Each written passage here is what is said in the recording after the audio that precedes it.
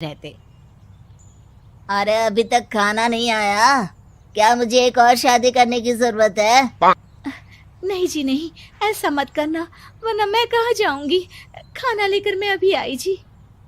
गांव की पंचायत में भी फैसले हमेशा औरतों के खिलाफ ही रहते।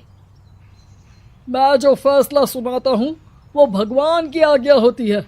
इस लड़के ने अपने मन से शादी करके अच्छा नहीं किया। लड़के को घर भेज दो और इसकी शादी इसकी जाति की किसी लड़के से करवा दो। लेकिन ये लड़की, इसे तो गांव के बाहर निकाल दो। नहीं नहीं जमींदार साहब, ये क्या बोल रहे हैं? ऐसा नहीं हो सकता। मेरी बेटी मासूम है, इसे अच्छे बुरे की समझ नहीं है। अरे कहाँ जाएगी ये बेचारी? कहाँ जाएगी? इतनी चिंता है तो पूरे परिवार का गांव निकाला कर देते हैं। बेचारे पूरे बसे बसाए परिवार को गांव छोड़ना पड़ता है। चाहे जो हो, अगर बेटियों को कंट्रोल नहीं कर सकते तो गांव में रहने का कोई मतलब नहीं है। यहाँ औरतों को दब कर रहना होगा। कोई भी अपने हिसाब से कुछ नहीं कर सकता, सब ईश्वर की मर्जी से ही होगा। तभी गांव का एक आदमी दौड़ा दौड़ा आता है। सरपंच साहब, जमींदार साहब, वो कालिया है ना, उसकी बेटी पढ़ने के लिए शहर जा रही है। अच्छा, ये कब हो गया? और कालिया की हिम्मत कैसे हो गई ऐसा करने की? लेकर आओ उसे और उसकी बेटी को। बस फिर क्या था, हाजिर हो जाते हैं कालिया और उसकी बेटी सरपंच के सामने। अरे कालिया, ये क्या सुनने में आ रहा है? बेटी को इंजीनियर बना रहा है तू?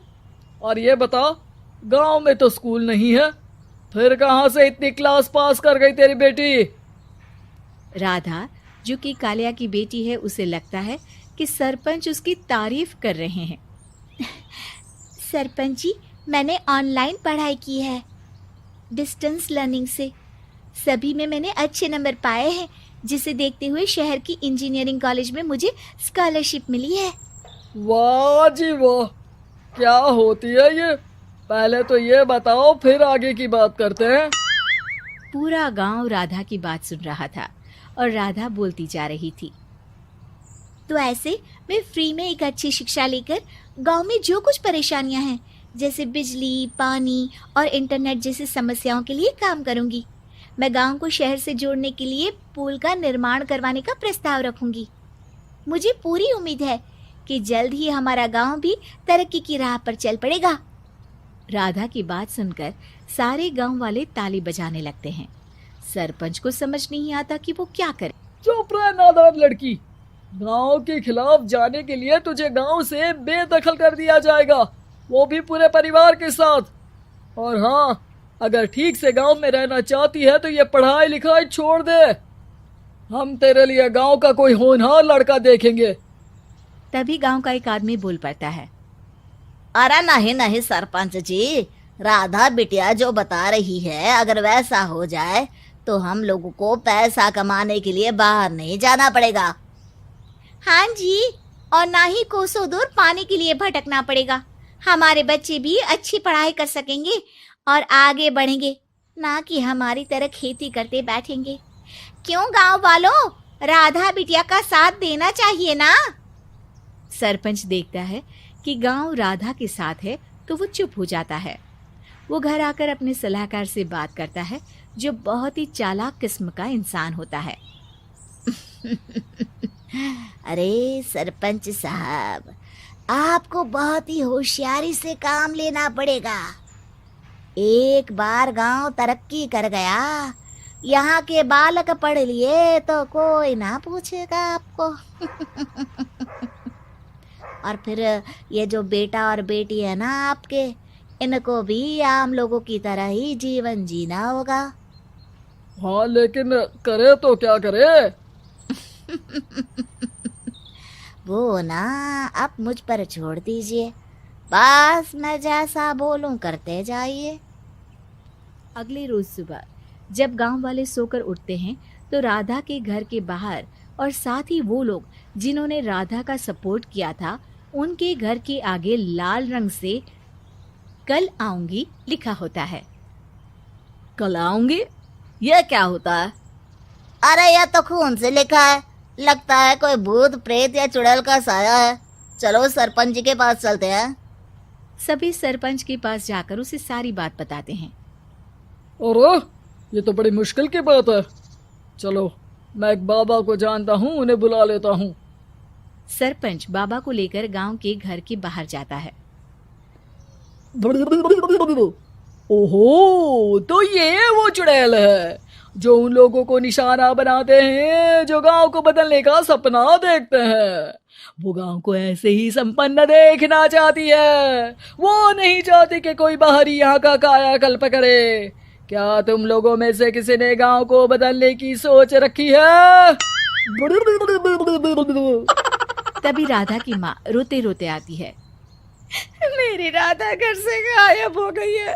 अरे कोई तो बचाओ, मेरी बच्ची कहाँ गई?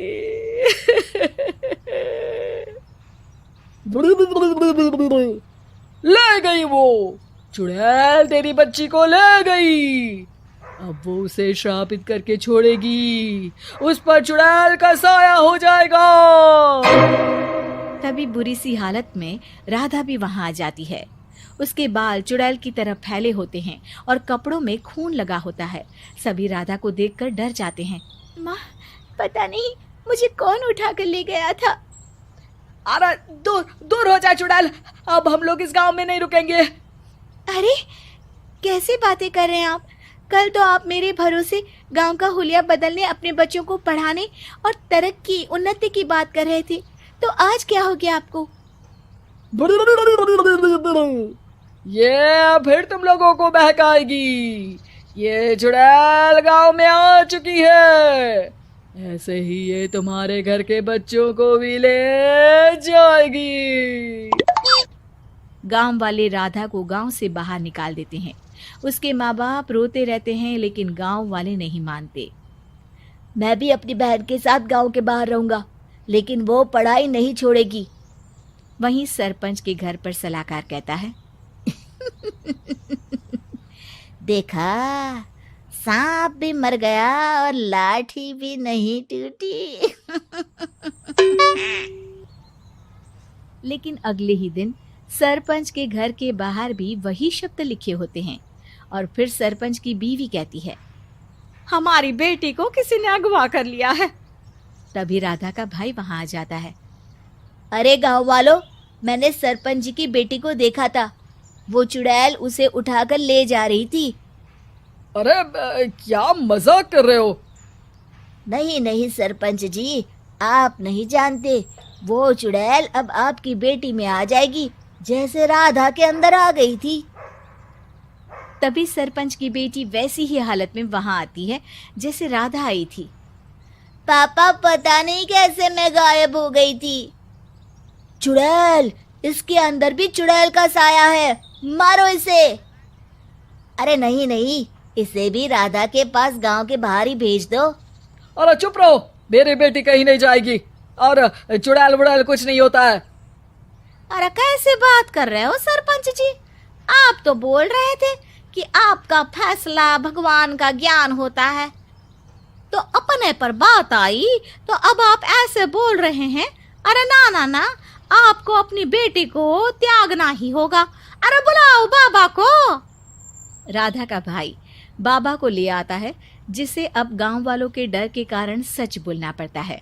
मैं कोई बाबा नहीं हूँ, मैं तो मोची था। ये सलाहकार महोदय ने मुझे कहा था एक्टिंग करने को।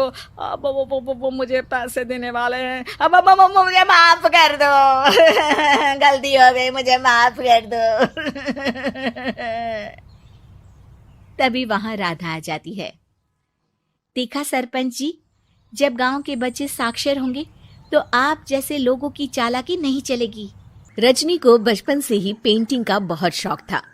वो हमेशा से ही पेंटर बनना चाहती थी, पर उसके माँ और पिताजी ने उसको कभी भी इस चीज के लिए सपोर्ट नहीं किया और उसकी शादी नीरव से हो गई।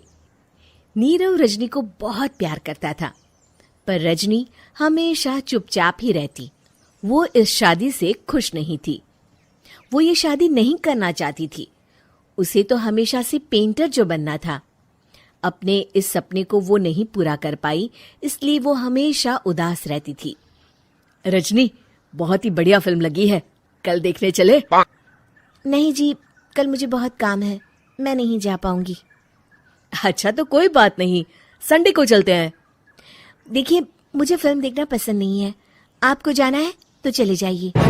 नीरव को मना करके रजनी वहां से चली जाती है और अपने बैग को खोलकर उसमें बंद पड़े ब्रश और कलर्स को देखकर रोने लगती है। रजनी, चलो ना कहीं बाहर खाने चलते हैं, कुछ तुम्हारी पसंद का। जी, मुझे नहीं जाना, मेरी तबीयत ठीक नहीं है। रजनी वहां से चली जाती है। नीरव को समझ नहीं आता कि रजनी उससे इतना दूर क्यों रहती है। वो जब भी उसके साथ वक्त बिताना चाहता है, रजनी कोई ना कोई बहाना बना देती है। एक दिन घर पर कोई नहीं था। रजनी घर का सारा काम जल्दी से खत्म कर लेती है। घर पर अकेले होने के कारण वो सोचती है कि वो आज पेंटिंग करेगी।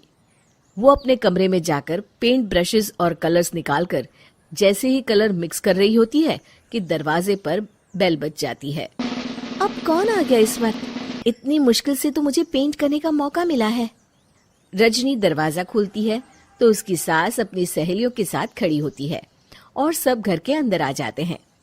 अरे बहू, सबको शरबत बनाकर पिला दे, बाहर तो बड़ी गर्मी है। उफ। जी। रजनी पेंट ना कर पाने से उदास हो जाती है। उसे गुस्सा भी आ रहा होता है कि उसने इस शादी के लिए हाँ क्यों कह दी। वो रसोई में जा रही होती है कि उसकी सास उसे रोकती है। बहू, सबके खाने का भी इंतजाम कर लेना, आज का लंच तो ये सब यहीं करेगी। हाँ। रजनी बिना कुछ कहे रसोई में चली जाती है। सबके लिए खाना बनाती है। सब खाना खाते हैं और रजनी घड़ी देखती है कि ये सब कब जाएंगे ताकि वो अपनी पेंटिंग कर सके। जब शाम होती है तब सब चले जाते हैं अपने घर। अरे बहू, सब तेरे खाने की तो बहुत तारीफ कर रहे थे, सबको बहुत अच्छा लगा खाना। आपको मुझे सुबह बताना चाहिए था ना कि आपकी सहेलियां आ रही हैं। पता भी है कितना वक्त लगा सारा खाना बनाने में। अरे बहू, तू ऐसे कैसे बात कर रही है मुझसे? तो और कैसे बात करूं? मैं इस घर की कोई नौकरानी नहीं हूं कि इतना काम करूंगी। रजनी अपने कमरे में जाकर दरवाजा बंद कर लेती है। शाम को जब नीरव आता है तो उसकी माँ उसे पूरी घटना के बारे में बताती है। क्या रजनी ने आपसे इस तरह बात की माँ? हाँ, और पता नहीं उसे क्या हो गया है, शाम से बाहर भी नहीं आई है। मैंने तो कई बार आवाज दी, खाना भी नहीं खाया उसने। तू ही बात करके देख ले बेटा। नीरव अपने कमरे का दरवाजा खटखटाता है। रजनी, दरवाजा खोलो, मैं हूं। रजनी दरवाजा खोलती है और फिर वापस जाकर अपने बिस्तर पर लेट जाती है। रजनी, माँ से बात करने का ये क्या तरीका है? मैंने कोई गलत बात नहीं की है। अरे तुम क्यों ऐसे बर्ताव कर रही हो सबके साथ? क्या तुम इस शादी से खुश नहीं हो? रजनी कुछ नहीं बोलती। अरे बताओ मुझे रजनी, क्या ये शादी तुम्हारी मर्जी के खिलाफ हुई है? हाँ, मैं ये शादी कभी नहीं करना चाहती थी। तुमसे क्या, मैं किसी से भी शादी नहीं करना चाहती थी। रजनी रोने लगती है। चुप हो जाओ रजनी, बताओ मुझे, तुम क्यों नहीं करना चाहती थी शादी? रजनी बेड के नीचे से अपने पेंटिंग्स, कलर्स, ब्रश, पेपर्स निकालती है। इतने में उसकी सास भी कमरे में आ जाती है। ये देख रहे हो, ये थे मेरे सपने।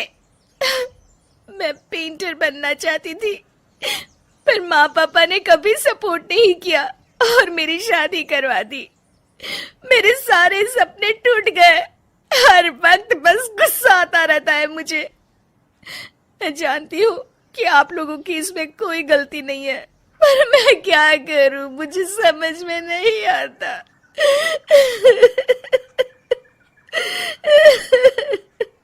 रजनी फूट फूट कर रोने लगती है। मुझे माफ कर दीजिए, आप दोनों के साथ मैं बहुत बुरा बर्ताव कर रही हूँ। अरे रजनी बेटा, चुप हो जाओ तुम। नीरव पानी लेकर आता है। ये लो पानी पियो और शांत हो जाओ। रजनी पानी पीती है और उसकी सास पेंटिंग्स देख रही होती है। अरे नीरव, हमें तो पता ही नहीं था कि हमारी बहू कलाकार है। अरे कितनी अच्छी पेंटिंग्स बनाई है, देखो तो। ये वाली तो मैं अपने कमरे में ले जाऊंगी। आपको ये पेंटिंग्स अच्छी लगी? अच्छी नहीं, बहुत अच्छी लगी। और तुमने हमें बताया क्यों नहीं? तुम जब चाहे पेंटिंग कर सकती हो रजनी। हम तुम्हारे सपनों को पूरा करने में तुम्हारा पूरा साथ देंगे। हाँ बेटा, हम कला की कद्र करते हैं। हम कलाकार तो नहीं, पर मुझे गर्व है कि मेरी बहू एक कलाकार है। रजनी, नीरव और सास तीनों हंस पड़ते हैं।